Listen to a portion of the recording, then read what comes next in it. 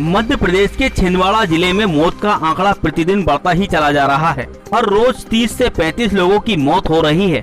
बावजूद इसके जिला प्रशासन मौतों का आंकड़ा शून्य ही बता रहा है। कोरोना प्रोटोकॉल के तहत मृतकों का अंतिम संस्कार भी नहीं किया जा रहा है। कोरोना महामारी से छिंदवाड़ा जिला बुरी तरह से जूझ रहा है, जिसके चलते छिंदवाड़ा जिले के सभी कांग्रेस विधायक काली पट्टी बांधकर धरने पर भी बैठ चुके हैं। फब्बारा चौक गांधी प्रतिमा के समक्ष विधायकों के द्वारा जिला प्रशासन पर अनेक आरोप लगाए गए हैं। विधायकों का कहना था कि रेमडेसिविर इंजेक्शन की व्यवस्था प्रशासन को की जानी थी, लेकिन उन्होंने नहीं की। मध्य प्रदेश की सरकार छिंदवाड़ा जिले के साथ सौतेला व्यवहार कर रही है। देश के अन्य जिलों में तो इंजेक्शन हेलीकॉप्टर से भेजे जा रहे हैं। आदर्श न्यूज के लिए छिंदवाड़ा जिले से ब्यूरो आशीष मालवीय की रिपोर्ट। आज हमारे जिले के सभी विधायकगण और हमारे पूर्व मंत्री दीपक सक्सेना जी, अरविंद भदौरिया जी आए थे, तो हमको बहुत सारी उम्मीदें थी कि भदौरिया जी आए हैं तो हमारे जिले में जो कोविड-19 कोरोना की जो व्यवस्था बिगड़ी है, जो अव्यवस्थित चल रहा है, तो उसमें सुधार होगा। मगर हमने क्राइसिस मैनेजमेंट की बैठक में भी चर्चा किया, हमने उनसे सर्किट हाउस में भी चर्चा किया और हमने सुझाव और अपने मांग पत्र दिए सभी विधायकों ने लिखकर। परंतु जो देखे उनके जाने के बाद जो देखा गया, उन्होंने जो आश्वस्त किया था वो एक भी चीज नहीं इम्प्लीमेंट की गई और व्यवस्था बिगड़ गई। आज ये हालात है कि बेड नहीं मिल पा रहे हैं और ये ऑक्सीजन नहीं मिल पा रहा है और जो दवाइयां हैं, गोलियां, इंजेक्शन है, कुछ नहीं मिल पा रहा। लोग अस्पताल के बाहर पड़े हैं। मौतों का सिलसिला लगातार जारी है। आंकड़े कुछ सरकार बता रही है, शासन बता रहा है। हालात इतने बिगड़े हुए, इतने भयावह हाल स्थिति बिगड़ी है कि आज हम लोग के अलावा कोई रास्ता नहीं बचा इसके अलावा कि करें क्या। बार बार बात करने के बाद में, शासन से निवेदन करने के बाद में, लिखित में देने के बाद में, पूरा सहयोग करने के बाद में भी कोई स्थिति नहीं बन पा रही है।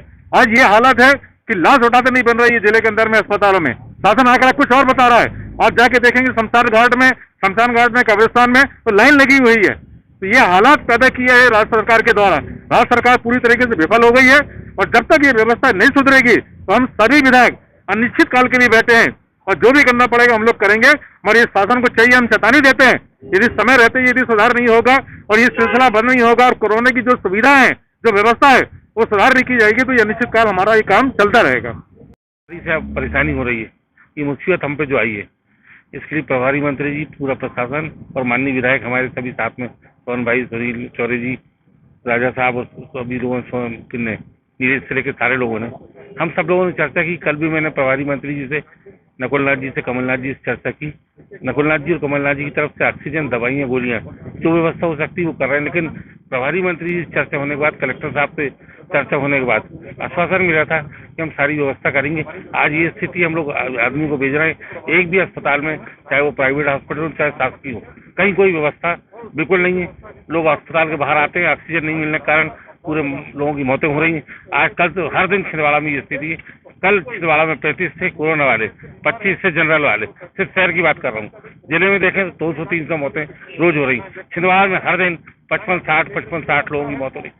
हम प्रशासन से अनुरोध कर रहे हैं, हम सहयोग करने को, इसमें राजनीति नहीं कर रहे हैं, सहयोग करने को और सहयोग लेने को तैयार है, लेकिन जनता को मुसीबत से राहत मिलनी चाहिए। यही हमारी बात है। प्रभारी मंत्री जी ने कल चर्चा में फिर मेरे से कहा कि हम व्यवस्था करा रहे हैं। उनने एसडीएम को, कलेक्टर को निर्देश भी दिए।